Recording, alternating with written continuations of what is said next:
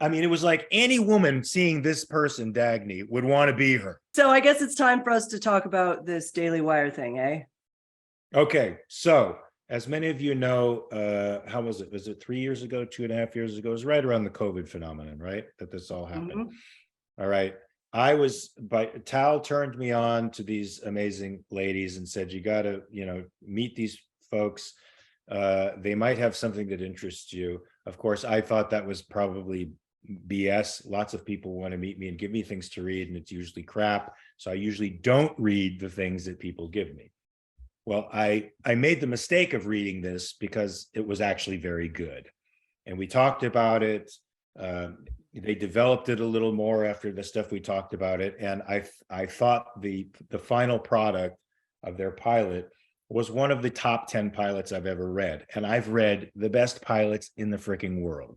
So not to make you guys feel embarrassed, but I loved the pilot. I was an enthusiastic supporter of this. And so we started on the road to trying to find representation and somebody to produce this damn thing. Of course, one of the first people I would write letters and send packets to producers. That was sort of my thing for about the first almost year. And some of the packets never arrived where they were going because those production companies moved or closed down. So I would get it back in the mail and it would be gone. Some went through. One of our first ones went through to one of the biggest producers in Hollywood, produces one of the biggest shows. I won't say this person's name, but their response was, I think, typical for the industry, which was this. We actually made, as they said, Mark, we love you. We really appreciate your work.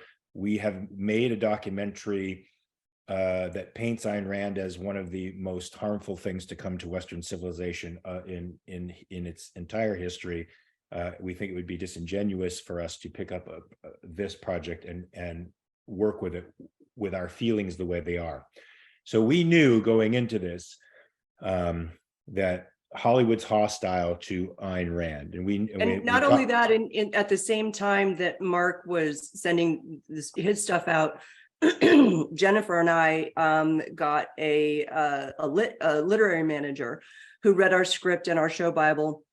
And despite her not being an objectivist at all and not really even knowing about very much about Atlas Shrugged, she actually had to ask her son about it. And her son was like, oh my God, it's one of the most controversial books ever.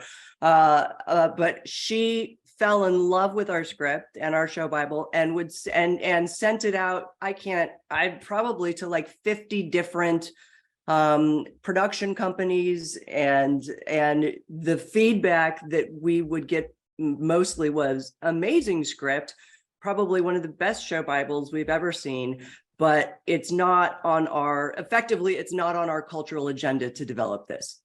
Okay, so this is the primary response we get. Great script, great show Bible, great story, but it's not on our agenda to do it. Now, you have to understand that these guys reimagined Atlas Shrugged, not the philosophy, but the world.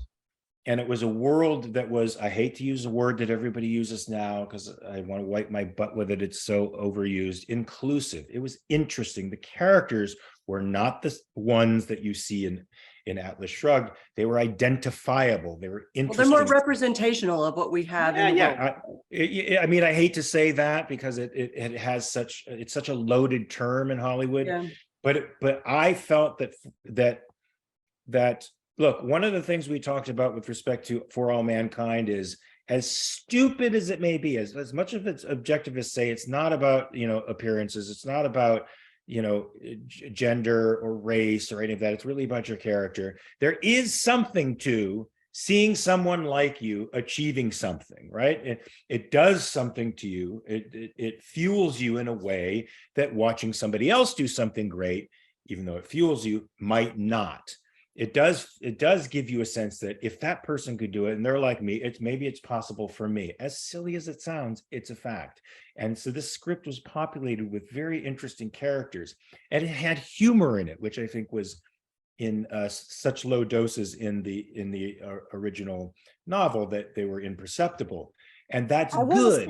Say, We didn't deviate from the characters that Ayn Rand wrote as far as their philosophy goes and their view of life and their choices that they're making. That we kept because it was critical for the philosophy. All of that was, but you know what? The fucking teaser and the introduction of Dagny Taggart, the teaser just blew my mind. It made me turn the fucking page. I had to see what was going to happen next. And when I see Dagny for the first time, I'm getting chills right now just talking about it.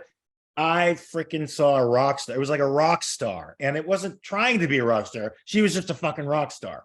So, I mean, it was like any woman seeing this person, Dagny, would want to be her.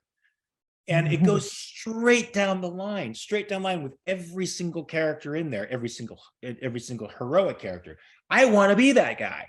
I want to be that girl. That's what I felt. So anyway,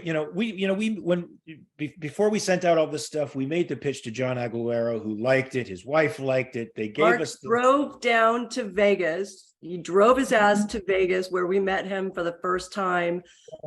We all went to dinner with John and Joan, and we brought our script and show Bible with us to give to them because we've been put in touch with him. And also because John Aguilera owns the sort of the remake right to the movies effectively. And it was a great dinner. I mean, we all had a great time. It was an intense dinner. It was great. We plowed our will down his throat, and he gave us the shopping rights for like $1.50 for a year. $1.25.